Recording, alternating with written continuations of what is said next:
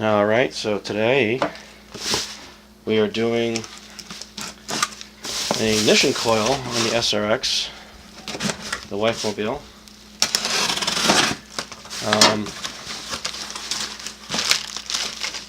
I just did a coil on number 7,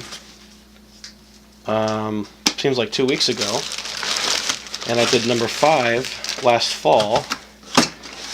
So, I don't know, maybe I'm supposed to do all 8. It's like $50 a coil, so I didn't really want to just drop $400 on coils. But,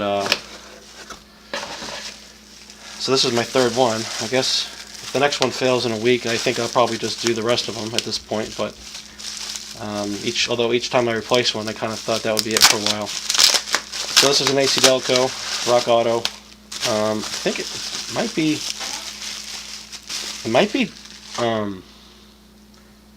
Denso. I'm not sure, but it's a nice looking coil actually. So this car obviously uses let's see.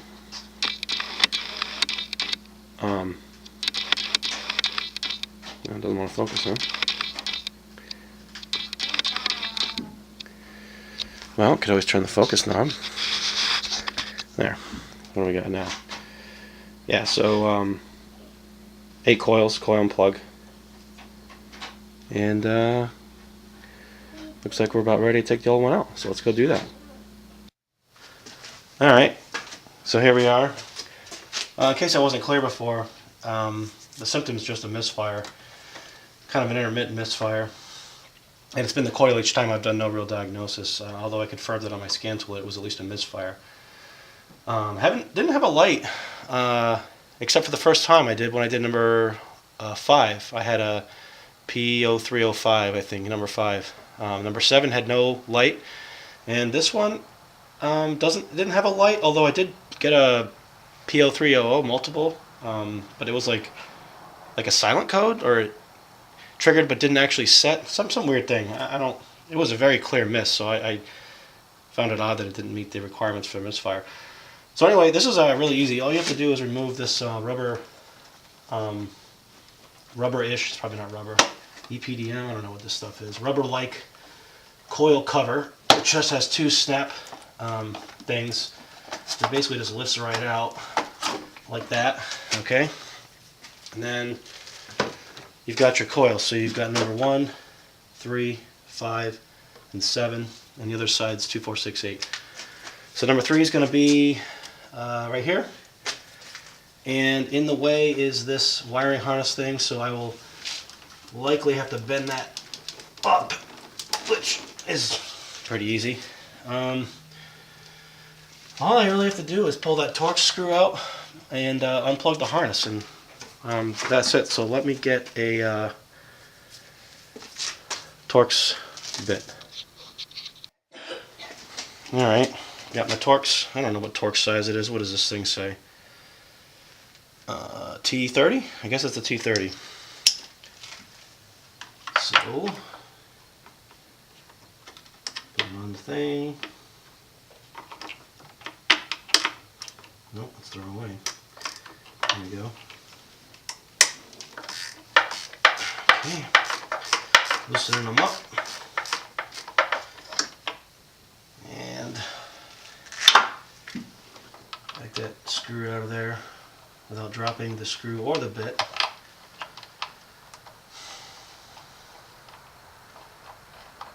Getting there. Almost. Now the kit comes with a new bolt. I haven't used a new bolt. I don't really understand. I mean, this bolt's in fine shape, right? It's not even rusted. Like, why? It doesn't really even have Loctite on it. I don't understand why it'd be so critical. But they do supply one, and I haven't used it. So here's the coil coming out. Right about now, it'd be good to disconnect the plug, which is usually a little bit of a pain because it gets sticky after miles. This might be the original coil, number 3. Not sure this car's had any coils done. I really have no way to know. Never pulled the service history.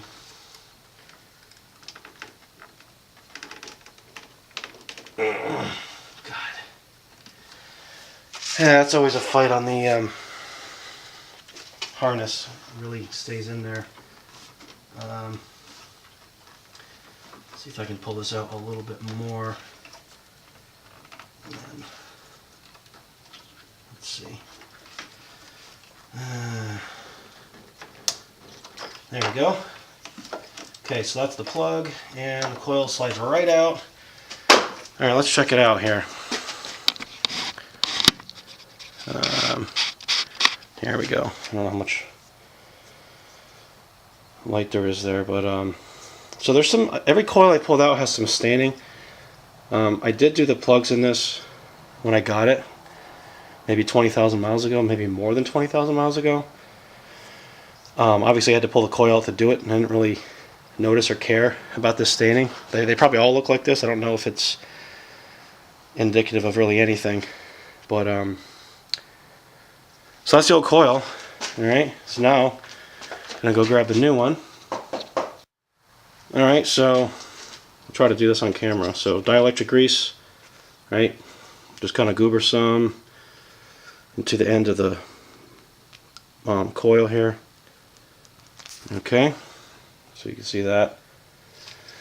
Basically that'll just help seal the, you know, high voltage side of the plug against the coil. Okay, so now I'm going to insert it. Super easy. I'm going to do it upside down and then spin it around. And like that. I'll plug in the harness, probably before dropping it down just because it's up. So I can do that. Yep. Yep, so there's that. And then just, let's see. Just gotta snap the coil down on the plug. Like that. I didn't really hear a snap, but is that? Let's see. Is that good? I think we're good. Yeah. Didn't really snap, but it is seated, so I guess that's good. Okay, I think the grease just made it feel a little bit slippery. So, yeah, throw the new bolt in. No, I'm sorry, the old bolt in. Because I don't know why I need a new bolt. Of course, you might say, well, why don't you just use the new bolt? They gave it to you, you paid for it. Yeah. Guess I just don't understand why I need to. And I guess I don't like doing things without understanding why. Alright, so now I can just tighten that up. And then what we'll do after that is a cold start. Make sure it's not misfiring, which it shouldn't be. And then we'll road test it with the Tech 2, check for misfires. Alright, that's it there. So now, we'll back this off a little bit and put on the, are we recording? Yeah, of course we are. Put the cover back, right? Does that seem good? It's not pinching any wire or something, is it? Yeah. I could start it now, but this thing's so easy to put on, I don't think I'm going to have any issues. And let's see. Drop that thing down there.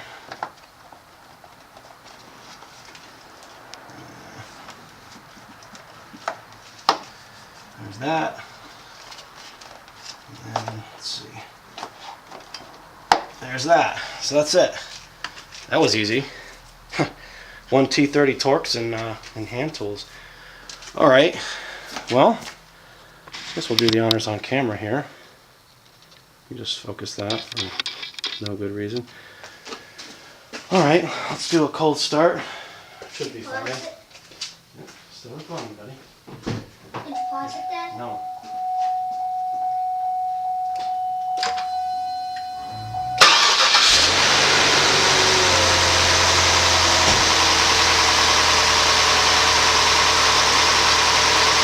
Alright. smooth.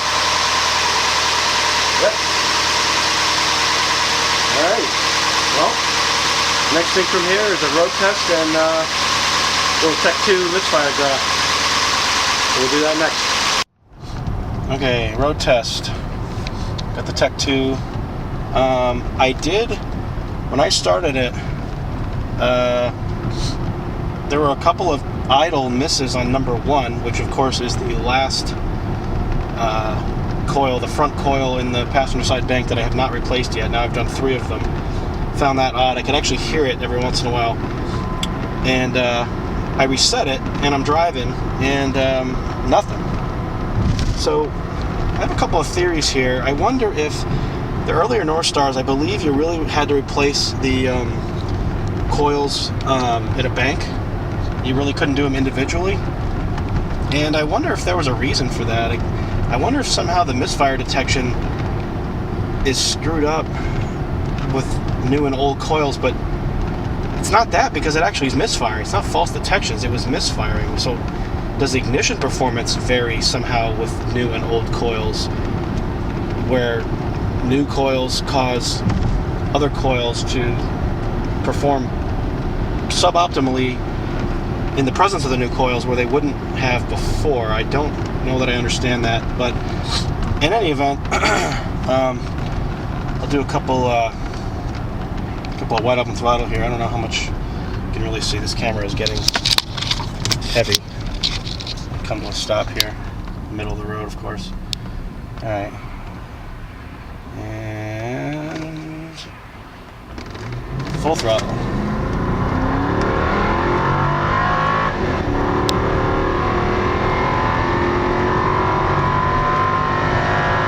Top of second is about 68, 69. Third gear, 6th, should be in 6th gear now. Nothing. So I should probably do that some more, but I guess I don't know if that number 1's going to come back. Last time I did number 5, I'm sorry, when I did number 7, I saw number 3 was starting to do stuff, and I said, gee, I don't know if that's going to be the next coil to go, and then it was. And now I'm seeing, I saw number 1 on an idle, and now it's fine. In fact, there's nothing. Let me do another slow down and get it back into second here. Should be second. On and out second.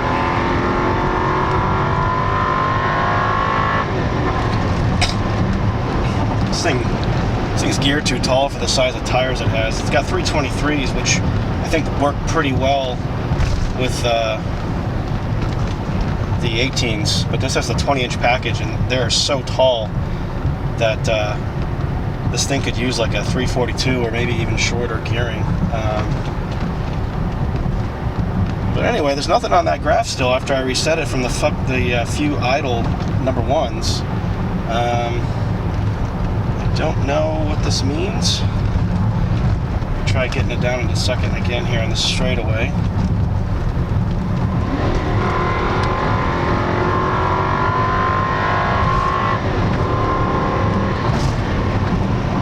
Jeez, 75.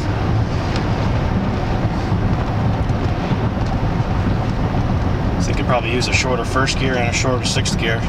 Shorter every other gear. So yeah, that's the axle ratio. But anyway, we're good. I'm gonna probably roll the dice again because it's so easy to. Maybe I'll order a coil just so I have one on hand. It's nice to have one on hand because it's, as you see, it takes like 10 minutes to change, if that. So let's take a look at this here. This is interesting.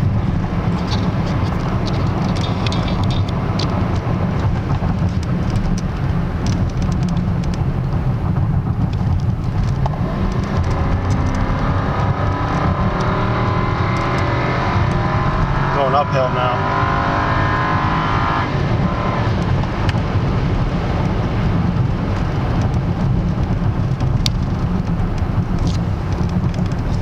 So the fuel economy takes a dip. Let's see if I can turn around here. Probably not a good idea.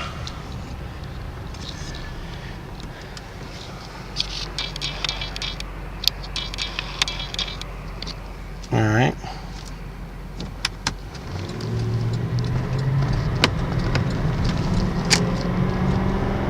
Scan tool still shows nothing.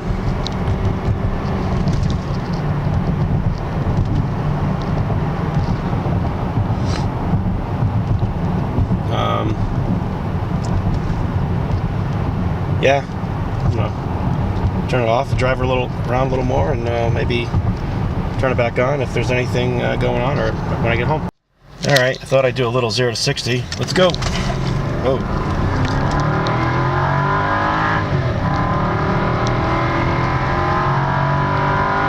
Top of third, and it'll just keep going like that, obviously. Wow, I think I got a little bit of wheel spin. This thing launches pretty hard. I wonder if it launches harder on my STS because first is a little bit shorter. I don't know how top of first. I'll have to do some math and figure out which one has a shorter first gear by the time you factor in the different transmissions and tires. So we got like 4 misfires on number 5, which is weird because we already replaced that coil, so I don't know that means anything. Kind of surprised to see that. You know, I wish I had more data driving around with the misfire graph on cars in general. I'm not sure if it's supposed to be just 0 all the time. Well, I have a feeling a few detected misfires here and there is just fine, and the reason I say that is because the threshold for the light to come on seems so high. It needs so much activity to set the light.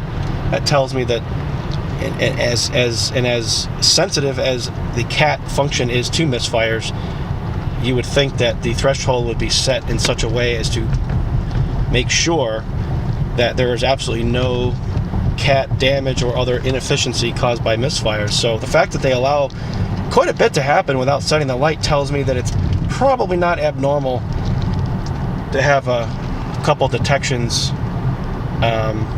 here and there. I think it's the continuous miss that is damaging and truly indicative of a problem. So again, I don't have enough experience in the misfire graph on vehicles to say what that should be. I mean, I've been driving for probably 20 minutes now, and other than the idling ones, that's the first thing I've ever seen since mashing on it. And I wasn't looking at it. It might have happened after I let off in third and the engine rapidly decelerated, which misfire detection is based on crank acceleration between firing events. So as the engine rapidly decelerates, it kind of makes it even harder to detect, I guess. Not real sure how it works, but it's roughly, each firing event should generate a certain crank, impulse or acceleration. And so if the crank and the cam and the crank sensor don't together, report that as the engine computes the acceleration value from those sensors, it says, well, I must have had a misfire because I didn't have a crank acceleration event when I should have on this, firing event. So that's my crappy explanation of what it is. So turn the camera off again, keep driving around, we'll see what's going on. Alright, well, got home. Another 10, 12, 15 minutes later, same deal. Number 5 just has those freak 4 things. Nothing else happened. Not worried about that. And nothing on number 1. But obviously, this saga may continue. Maybe number 1 will go next week. Who knows? Maybe I'll just order a coil so I have it.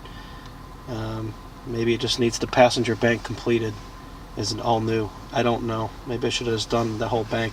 Maybe I should have done all 8. I don't know.